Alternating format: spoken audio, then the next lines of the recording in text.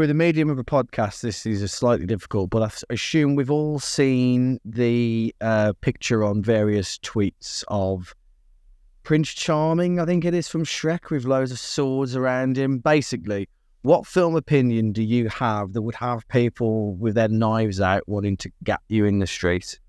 Well, Andy, what's your film opinion that will get you on America's Most Wanted list?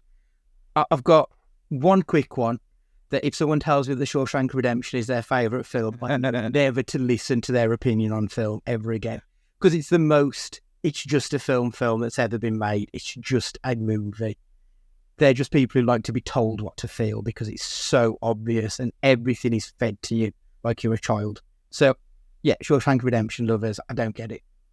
But the one that I was really wanting to mention, which leans into the Lord of the Rings chat from a minute ago, Spider-Man in 2000 is why the cinemas are on their arse as they are right now.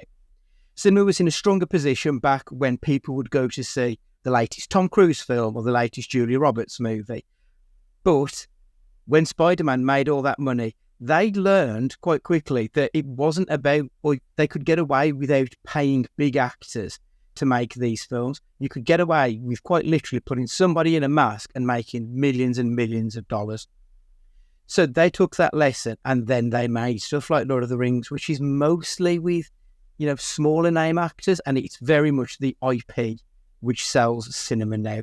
It's not sold on who the best director is. It's not really sold on who the best actors are anymore. It's sold on Iron Man. It's not Robert Downey Jr., it's Iron Man, it's Tony Stark.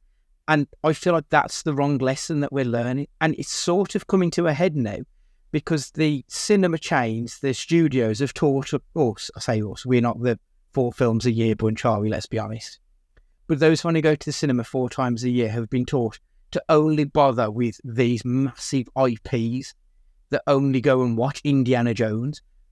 But people have got tired of that as well now. So they're not making money on these big IPs. And nobody's going to see some of the smaller films that are released because studios have told us that they don't really matter. It's only the $300 million blockbusters that you should be wasting your time with. So no, nobody's going to the cinema to see a fucking thing.